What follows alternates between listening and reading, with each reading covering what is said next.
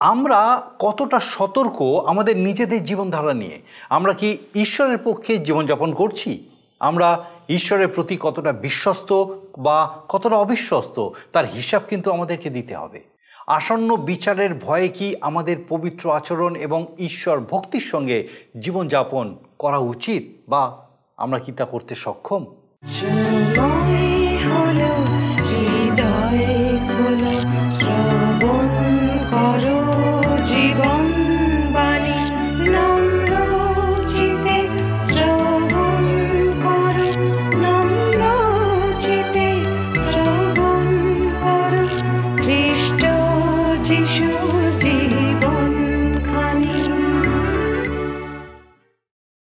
নমস্কার, প্রভু যীশু খ্রিস্টের মধুর নামে জীবনবাণী অনুষ্ঠানে আপনাকে স্বাগত জানাই। কেমন আছেন আপনি? আমার বিশ্বাস মহান ঈশ্বর আপনাকে সম্পূর্ণ সুস্থ রেখেছেন, সুরক্ষিত রেখেছেন এবং আজকে আমাদের সঙ্গে আরেকবার আমাদের এই জীবনবাণী অনুষ্ঠানে আপনাকে উপস্থিত করেছেন। আপনাকে অনেক অনেক ধন্যবাদ যে আপনি নিয়মিত আমাদের সঙ্গে আছেন। শুধু তাই নয়, আপনি আমাদেরকে আপনার মতামত সবিস্তারে জানাচ্ছেন। কিভাবে আপনি প্রার্থনার উত্তর পাচ্ছেন আমাদেরকে জানাচ্ছেন, এই জন্য বিশেষ করে আপনাকে ধন্যবাদ। আসুন আজকে আমাদের অনুষ্ঠানের শুরুতেই একটা গানের মধ্যে দিয়ে আমরা ঈশ্বরে গৌরব করি।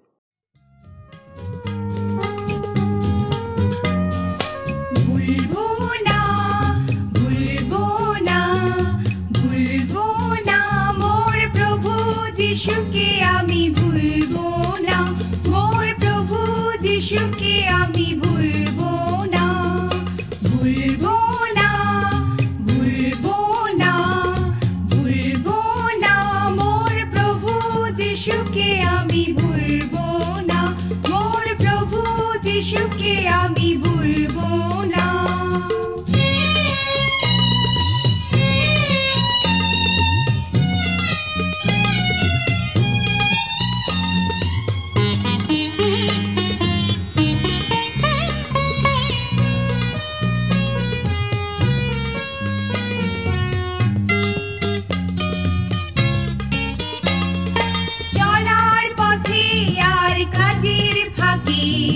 হৃদয় মাঝে সদাই আঁকবো, চলার পথে আর কাজের ফাঁকে হৃদয় মাঝে সদাই আঁকবো তারি প্রেম আলপনা।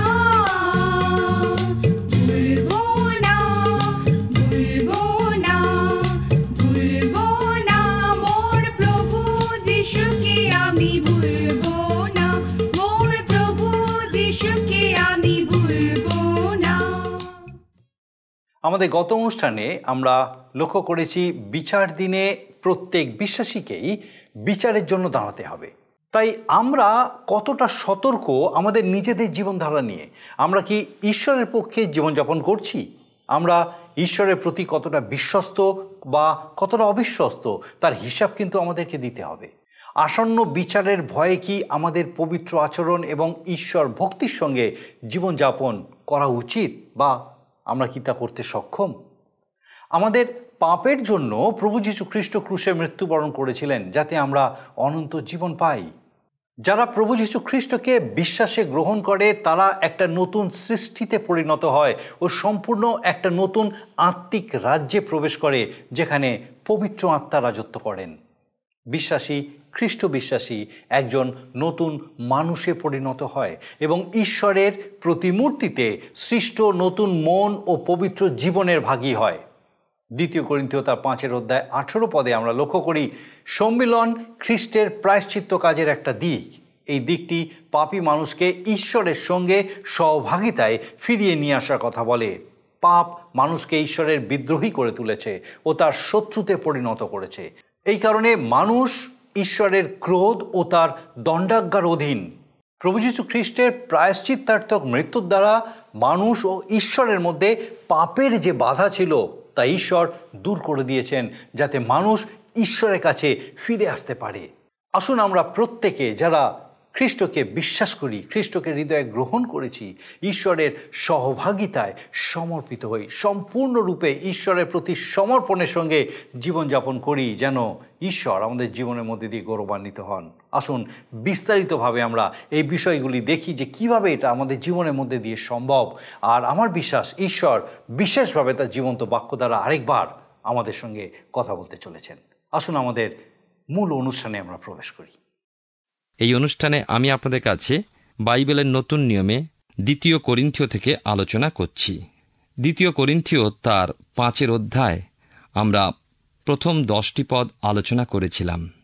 আমরা গত অনুষ্ঠানে দেখেছিলাম যেন আমরা নিজেদেরকে অন্বেষণ করি, খ্রিস্টের পক্ষে আমরা কি জীবন ধারণ করছি।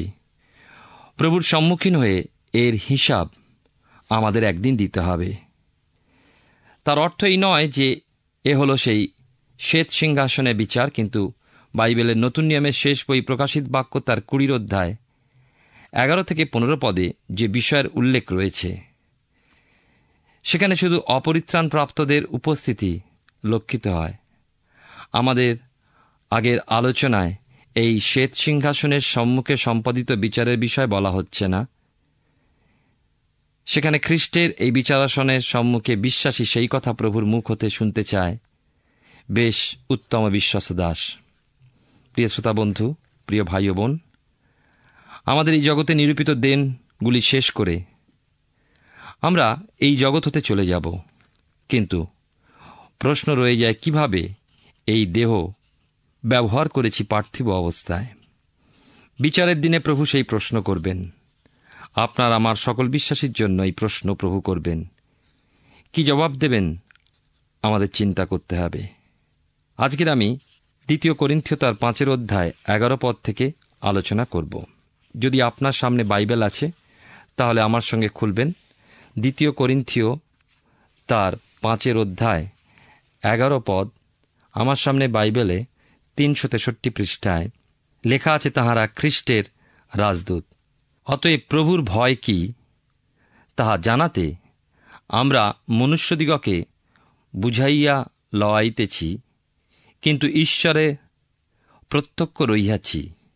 আর আমি প্রত্যাশা করি যে আমরা তোমাদের সংবেদেরও প্রত্যক্ষ রহিয়াছি। আমরা পুনরায় তোমাদের কাছে আপনাদিগকে যোগ্য পাত্র দেখাইতেছি না, কিন্তু আমাদের পক্ষে শ্লাঘা করিবার সুযোগ তোমাদিগকে দিতেছি, যেন যাহারা হৃদয়ে নয় সাক্ষাতে শ্লাঘা করে তোমরা তাহাদিগকে উত্তর দিতে পারো।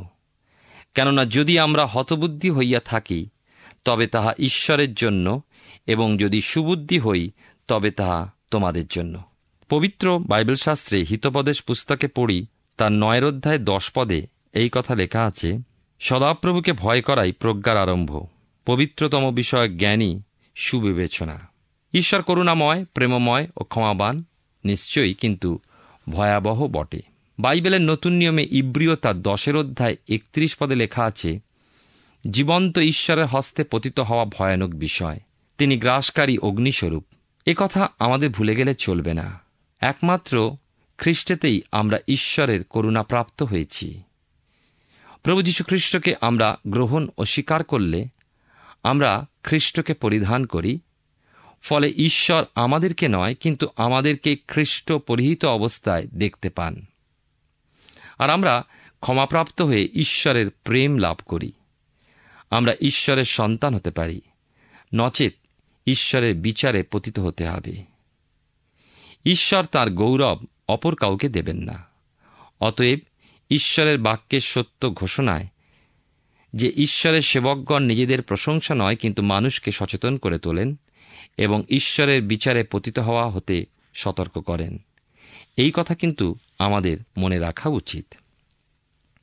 আমরা তাদের এই ঘোষণা শুনি ও তাদের স্বরূপ বুঝতে সমর্থ হই। কিন্তু কত প্রচারক রয়েছেন যারা খ্রিস্টের বিষয় প্রচার করার মাধ্যমে নিজেদেরকে জাহির করতে চান। তাদের নাম, তাদের যশ, তাদের উন্নতির কথা তারা চিন্তা করেন। ঈশ্বরের বাক্য শ্রবণকারীরা বাক্যের দীপ্তিতে তাদের পরিচয় বুঝতে সমর্থ হয়। প্রকৃত সেবকদের সম্পর্কে সচেতন হয়ে তাদের পক্ষে খ্রিস্টেতে শ্লাঘা প্রকাশ করতে পারে, কারণ ঈশ্বরের বাক্যের গৌরব ঈশ্বরই চান। তাকেই যেন আমরা সকল গৌরব মহিমা দান করি। আমাদের ব্যক্তিগত স্বার্থসিদ্ধি নয়, ধর্মকে লাভার্থে নয়। অনেকে আছেন এইভাবেই তাদের জীবনে ক্ষতি ডেকে এনেছেন। ভ্রান্তি হতে নিজেদেরকে সত্য উপদেশ ও সত্যোপদেশের প্রচারকদের ছায়ায় রক্ষা করতে পারে পবিত্র আত্মার সহায়তায়। যারা খ্রিস্টের পক্ষে সত্য প্রচারক বা খ্রিস্টের প্রকৃত সাক্ষ্য প্রদানকারী, তারা কখনো নিজেদের গৌরব নিজেরা প্রদান করে না, বা তাদের কেউ গৌরব দিলে তারা তা অস্বীকার করে ঈশ্বরের উদ্দেশ্যেই সেই গৌরব দান করেন। নিজেদেরকে খ্রিস্টেতেই গুপ্ত রাখেন তারা ক্রুশের পেছনে নিজেকে লুকান। খ্রিস্টই উচ্চীকৃত এবং গৌরবান্বিত হন। আপনারা জানেন যে বাইবেলের নতুন নিয়মে যোহন বাপ্তাইজকের সেই নীতি তাদের মন্ত্র, উহাকে বৃদ্ধি পাইতে হবে, কিন্তু আমাকে হ্রাস পাইতে হইবে। খ্রিস্টের প্রেম তাদের বশে রাখে। বিশ্বাসী খ্রিস্টের পরাক্রান্ত হস্তের নিচে নত থাকুক, যথাসময়ে তিনি তাকে উন্নত করবেনই। প্রিয় শ্রোতা বন্ধু, 2 করিন্থীয় তার 5 অধ্যায় থেকে আলোচনা করছি। 14 থেকে 17 পদ পর্যন্ত পাঠ করব এই সময়। লেখা আছে এখানে, খ্রিস্টের প্রেম আমাদিগকে বশে রাখিয়া চালাইতেছে। কেননা আমরা এইরূপ বিচার করিয়াছি যে একজন সকলের জন্য মরিলেন, সুতরাং সকলেই মরিল। আর তিনি সকলের জন্য মরিলেন, যেন যাহারা জীবিত আছে তাহারা আর আপনাদের উদ্দেশ্যে নয়, কিন্তু তাহারই উদ্দেশ্যে জীবন ধারণ করে, যিনি তাহাদের জন্য মরিয়াছিলেন, উত্থাপিত হইলেন। অতএব এখন অবধি আমরা আর কাহাকেও মাংস অনুসারে জানি না। যদিও খ্রিস্টকে মাংস অনুসারে জানিয়া থাকি, তথাপি এখন আর জানি না। ফলত কেহ যদি খ্রিস্টে থাকে, তবে নূতন সৃষ্টি হইল। পুরাতন বিষয়গুলি অতীত হইয়াছে, দেখো সেগুলি নূতন হইয়া উঠিয়াছে। খ্রিস্টের প্রেম খ্রিস্ট বিশ্বাসীর জীবন নিয়ন্ত্রণ করে। প্রভু যীশু খ্রিস্ট নিষ্পাপ নিষ্কলুষ হয়েও সেই হারিয়ে যাওয়া মৃত্যুচ্ছায়ার উপত্যকায় অবস্থানকারী মানুষের মাঝে এলেন। মানুষের প্রাপ্য শাস্তি নিজের কাঁধে তুলে নিলেন, আর তাই মানুষ পেল মুক্তি। প্রভু যীশু খ্রিস্ট তাদের পরিবর্তে মৃত্যুজনক শাস্তি গ্রহণ করে তাদের কোথায় নিয়ে গেলেন? স্বর্গে অতি পবিত্র স্থানে। শয়তান, যার নাম লুসিফার, তা অধিকার করতে চেয়েছিল, কিন্তু ঈশ্বর তাকে দূরীকৃত করলেন। কেননা সেই পরম সৌন্দর্যের স্থান ঈশ্বর রেখেছেন তাঁর রক্তেকৃত মনুষ্য সন্তানদের জন্য। মৃত্যুর মধ্যে প্রভু অবনমিত হয়ে খ্রিস্ট বিশ্বাসীগণকে উঠিয়ে নিয়ে এলেন পুনরুত্থিত জীবনের মধ্যে।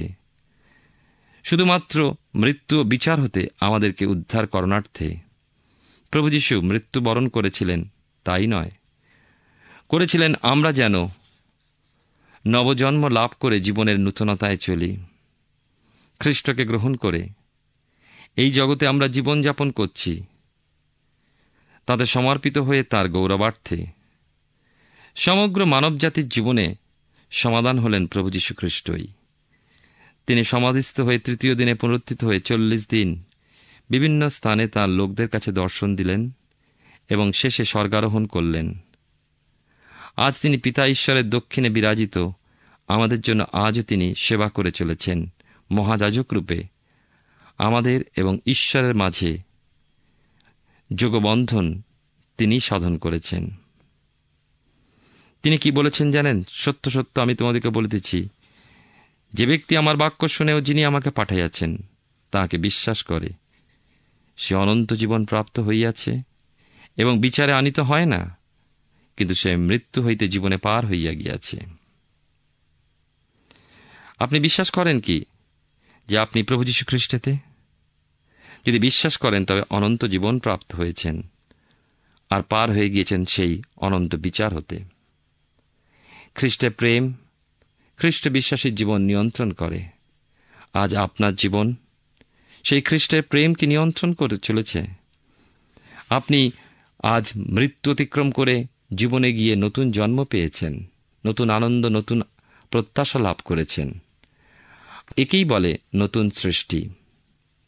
অনেক প্রলোভন, বিঘ্নতা, সমস্যা, পরীক্ষা আপনার এই নতুন পথে রয়ে গেলেও আশ্চর্যের বিষয় হল যে সেই বিস্ময়কর সত্য, প্রভু যীশু খ্রিস্ট আপনাকে মুক্ত করেছেন। আপনি এখন খ্রিস্টেতে নতুন সৃষ্টি।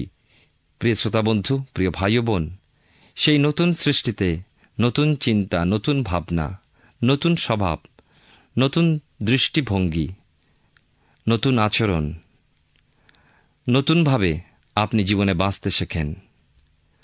পৃথিবীতে এমন অনেক মানুষ আছে, তারা ভাবেন তাদের কেউ ভালোবাসে না। তারা ভাবেন তাদের সমস্ত অন্যায়, তাদের সমস্ত মন্দতা এত জঘন্য, আর তারা সচ্ছল জীবনে ফিরে আসতে পারবেন না। তারা অন্ধকারে বাস করতে চান। তারা আড়ালে আবডালে, তারা অন্ধকারে এমন জঘন্য কর্মের মধ্যে লিপ্ত, তারা মনে করেন এই অন্ধকার থেকে কে নিয়ে আসবে আলোয়।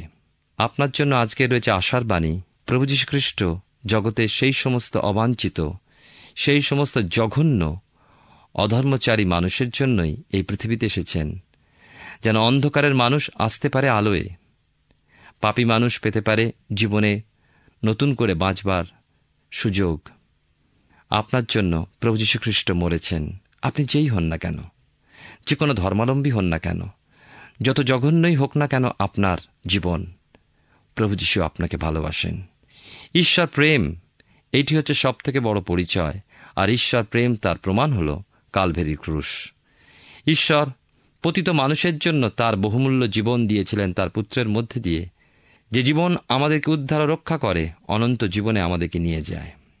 আমরা দেখি প্রভু যীশু খ্রিস্ট আমাদেরকে মুক্ত করেছেন। যে কেউ তাতে বিশ্বাস করে সে বিনষ্ট হয় না, কিন্তু অনন্ত জীবন পায়।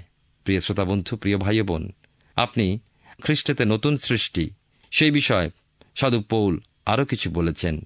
2 করিন্থীয় তার 5 অধ্যায় 18 থেকে 21 পদে এখানে লেখা আছে, আর সকলে ঈশ্বর হইতে হইয়াছে, তিনি খ্রিস্ট দ্বারা আপনার সহিত আমাদের সম্মিলন করিয়াছেন এবং সম্মিলনের পরিচর্যা পদ আমাদিগকে দিয়াছেন। বস্তুত ঈশ্বর খ্রিস্টে আপনার সহিত জগতের সম্মিলন করাইয়া দিতেছিলেন। তাহাদের অপরাধ সকল তাহাদের বলিয়া গণনা করিলেন না, এবং সেই সম্মিলনের বার্তা আমাদিগকে সমর্পণ করিয়াছেন। অতএব খ্রিস্টের পক্ষেই আমরা রাজদূতের কর্ম করিতেছি।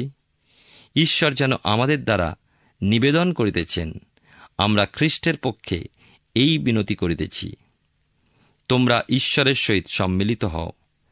যিনি পাপ জানেন নাই, তাহাকে তিনি আমাদের পক্ষে পাপস্বরূপ করিলেন, যেন আমরা তাহাতে ঈশ্বরের ধার্মিকতা স্বরূপ হই। এই খ্রিস্টীয় সেবাতে এক সম্মিলনের ঘটনা সংঘটিত হয়। সাধু পৌল সে কথা বলছেন। হারিয়ে যাওয়া মানুষ এখানে তার সকল বোঝা, পাপ, সমস্ত সমস্যা ও সমস্ত ক্লেশ এবং যাবতীয় অসুবিধা সহই আসে।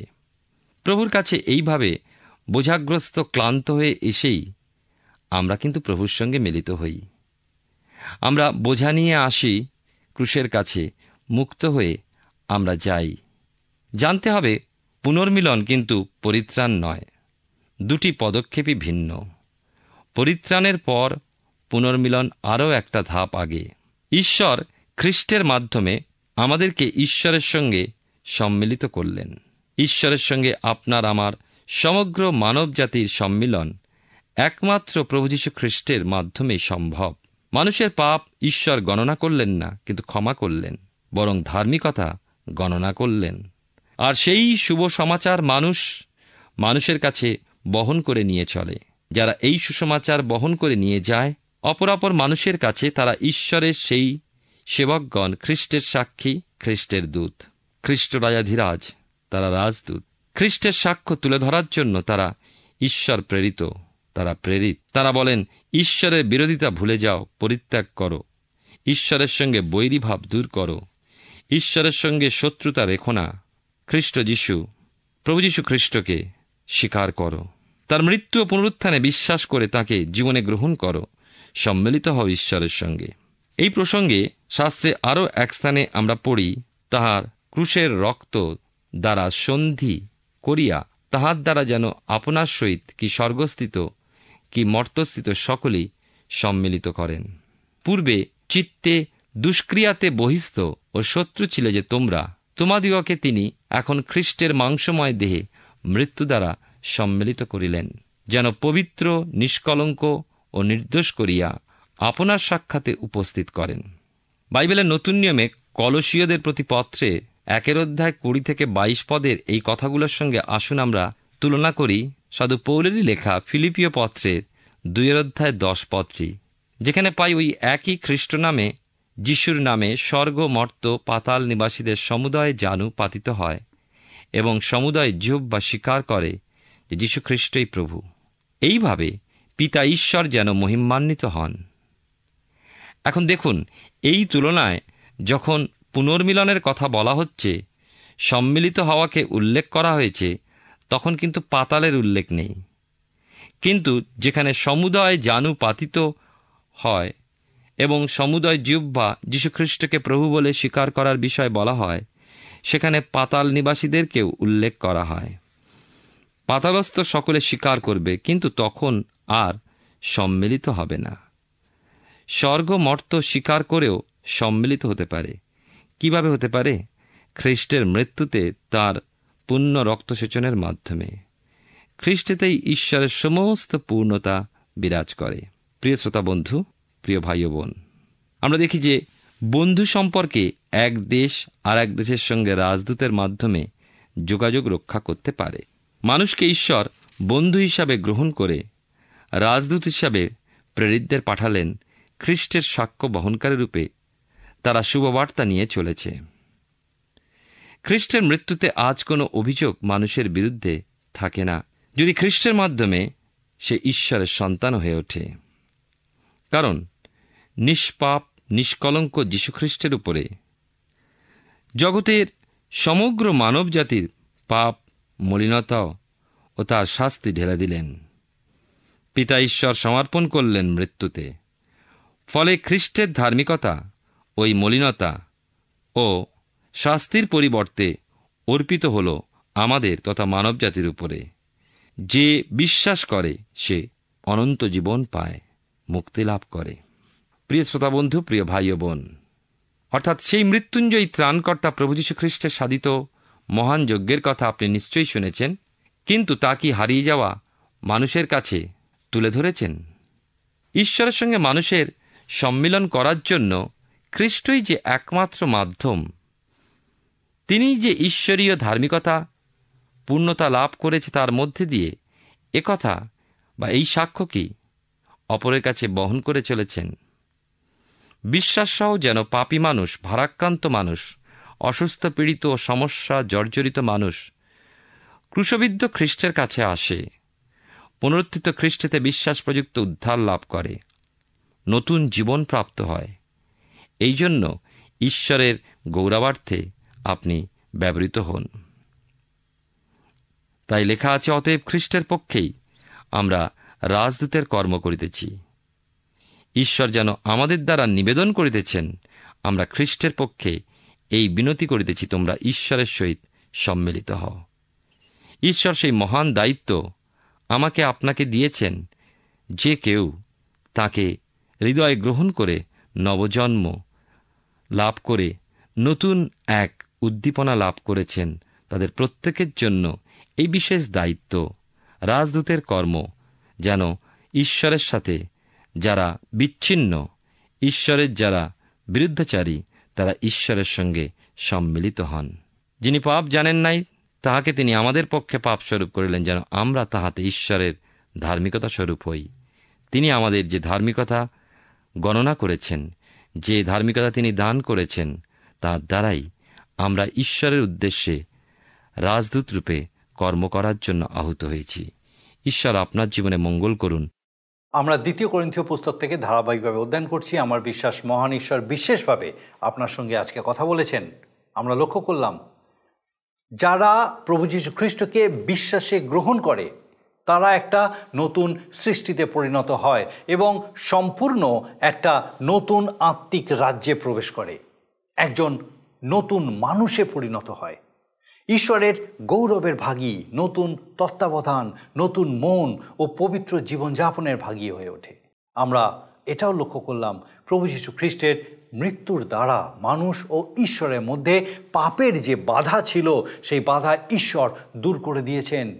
যখন কোনো একটা মানুষ অনুতপ্ত হয় ও যীশু খ্রিস্টে বিশ্বাস স্থাপন করে, তখন সম্মিলনের কাজটি তার জীবনে সফল হয়, যে সম্মিলন পাপী মানুষকে ঈশ্বরের সঙ্গে সহভাগিতায় ফিরিয়ে নিয়ে আসে।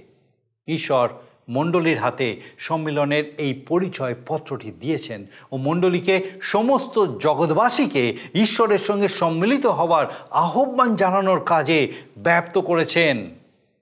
শাস্ত্রে একথা কোথাও আমরা দেখতে পাই না যে খ্রিস্ট মানুষরূপে এসেছিলেন বলে তিনি পাপী মানুষে পরিণত হয়েছিলেন, বরং তিনি যে সর্বদা ঈশ্বরের নিষ্কলঙ্ক মেষশাবক ছিলেন এবং আমাদের পাপ তার নিজের উপরে তুলে নিয়েছিলেন, সেই বিষয়ে জীবন্ত বাক্য, ঈশ্বরের বাক্য আমাদেরকে শিক্ষা দেয়।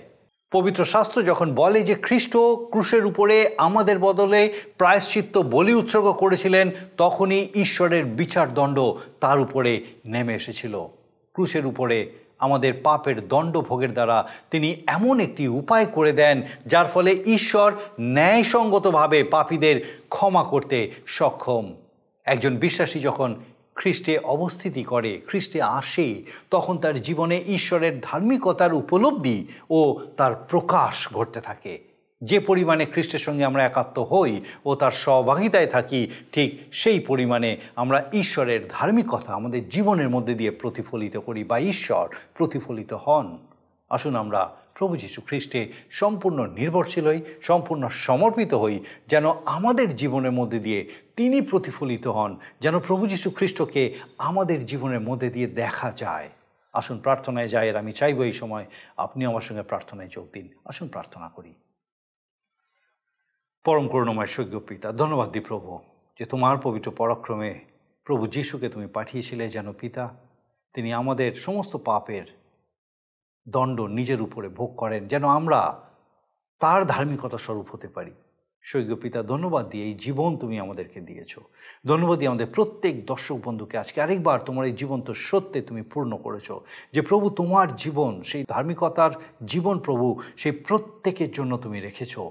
প্রভু সেই জীবনে আমাদের প্রত্যেক দর্শক বন্ধু, তাদের পরিবার পরিজন প্রত্যেককে প্রবেশ করে সেই জীবন যাপনের মধ্যে দিয়ে তোমার গৌরব করতে সাহায্য করো।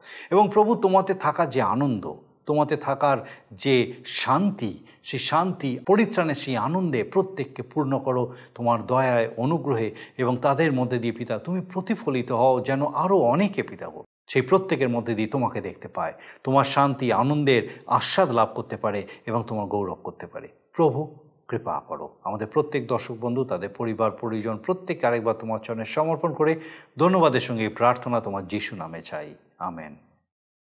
ঈশ্বর তার জীবন্ত বাক্যে আমাদের কাছে প্রকাশ করেছেন কিভাবে, কীরকম জীবন তিনি আমাদের জন্য রেখেছেন, এবং কিভাবে সেই জীবনযাপনের মধ্যে দিয়ে ঈশ্বরীয় সেই শান্তি, সেই আনন্দে, সেই সান্ত্বনায় পূর্ণ হয়ে আমরা আমাদের জীবনের মধ্যে দিয়ে ঈশ্বরকে প্রতিফলিত করতে পারি। আমার বিশ্বাস এইভাবেই একই সঙ্গে আমরা আমাদের এই জীবনবাণী অনুষ্ঠানে আরও গভীরভাবে ঈশ্বরের বাক্য শিখব, জানব, এবং আমাদের জীবনের মধ্যে দিয়ে তা প্রতিফলিত হবে। ঈশ্বর আপনার মঙ্গল করুন।